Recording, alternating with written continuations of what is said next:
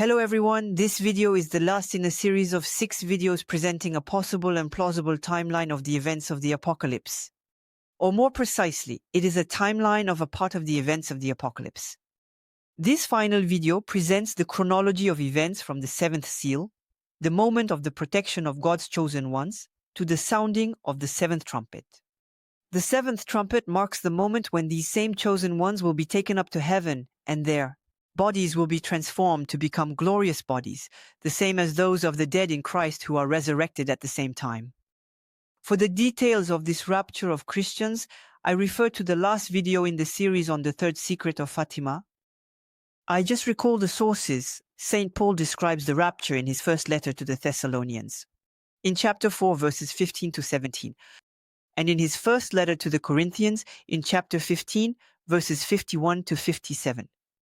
He clearly specifies that this rapture will occur at the sound of the last trumpet, thus at the sound of the 7th trumpet of the apocalypse.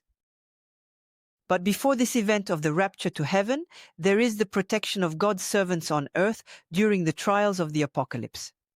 The opening of the 7th seal comes after the protection of God's servants by a seal imprinted on their foreheads. The 7th seal then announces the punishment of God's enemies. The servants who receive the seal of God on their foreheads are designated in the book of Revelation by 144,000 Jews from the 12 founding tribes of Israel, 12,000 per tribe. These 144,000 Jews, likely symbolically or represent all those who convert and recognize Jesus as the Messiah of the world, at the last minute, that is, just before his return. This recognition of Jesus by the Jews may be triggered after the preaching of the 2 witnesses from the book of Revelation. These 2 witnesses of Jesus, endowed with great powers, are to preach about Jesus for 3.5 years. Then the Antichrist will put them to death, but they will rise again after 3.5 days. These 2 witnesses may symbolize a form of response to propaganda that seeks to deny the great warning as a manifestation of Jesus. Finally, the servants of God, whether they are new or long-time Christians, will be protected from God's punishments on earth until their rapture to heaven. This rapture, St. Paul tells us, will occur at the sounding of the 7th and final trumpet. The punishments are announced by the 7 trumpets, then the 7 bowls poured out, and finally the 7 plagues. Between the opening of the 6th seal and the 7th seal, the 4 angels who have been given the power to harm the earth and the sea are ordered to wait before acting. They must wait until the servants of God are protected by the seal that imprints the mark of the living God. Obviously, this seal is symbolic and signifies that God has chosen his elect among humans after the trials of the seals.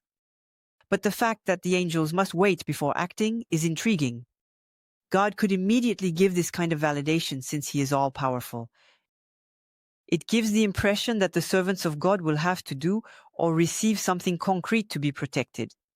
For example, taking refuge somewhere or receiving some sort of antidote to what will bring about the punishments.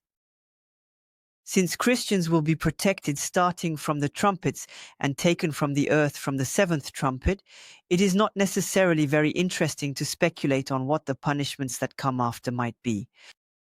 Ideally, we all hope to be among the protected Christians, then taken up, and not witness the bowls and plagues that follow. John received visions of these punishments, which he probably did not fully understand, as they correspond to a modern world that was not his own. He may have seen the consequences of the use of modern warfare weapons. For example, the fires of the first trumpet, with storms of hail and fire, are compatible with directed energy weapons. The third trumpet is interesting to decipher. St. John recounts, the third angel sounded the trumpet.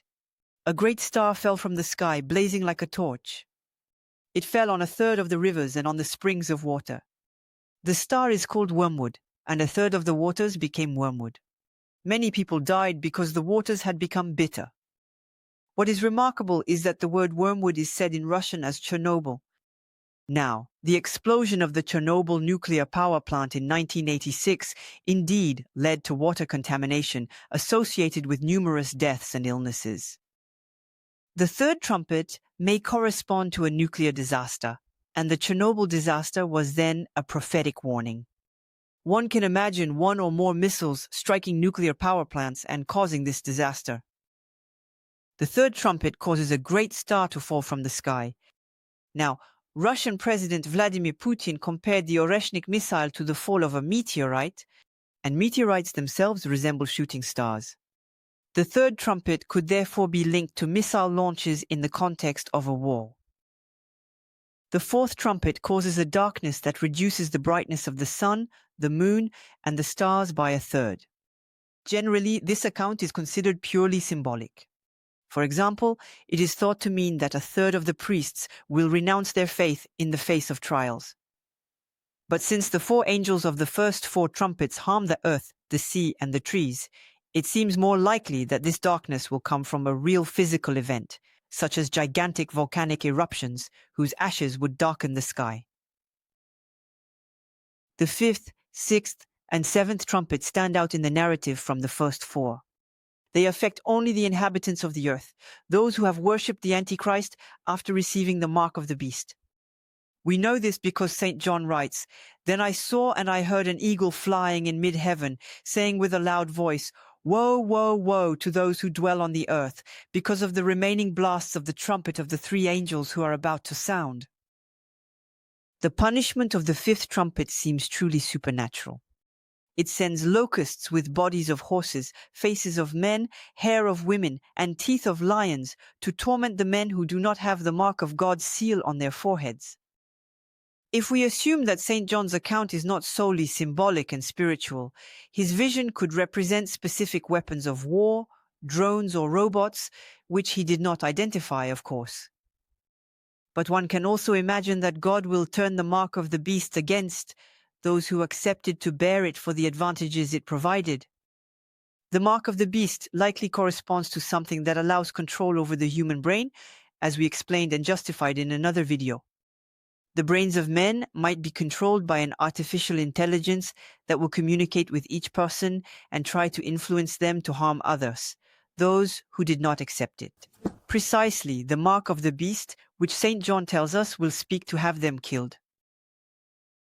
One could imagine an apocalyptic scenario in which God would turn the artificial intelligence against those who bear the mark of the beast. Their brains would then produce nightmare visions in which they believe they are being tortured by supernatural locusts, while in reality, there is nothing. In fact, it would only come from their brains.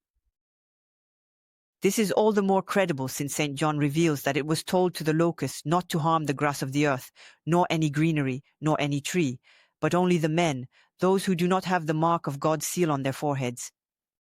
One can imagine that some men will accept to bear the mark of the beast, which will be imposed if one wants to be able to buy and sell. They will not suspect that the control of their brain is at stake. Those who resist the messages of violence transmitted by the mark of the beast will then receive the antidote to the mark, symbolized by the seal of God on the forehead.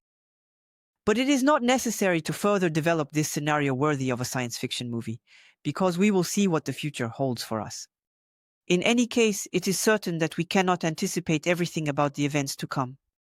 In the book of Revelation, chapter 10, verse 4, between the sixth and seventh trumpet, the voices of the seven thunders say something to John. But as John is about to transcribe their words, a voice from heaven tells him to seal up what the seven thunders have said and not to write it down. Not everything is revealed to us, but at the same time, we are made aware that something remains hidden. Perhaps some things must remain secret from the powers of darkness, but it will be useful for us at some point to know that certain events were not announced in the apocalypse. We will leave it at that for now, on the mystery of the trumpets, the bowls, and the plagues. Thank you for listening to me. Feel free to like, share this information, and why not join us in the non-virtual world? Have a good day, and may God bless you.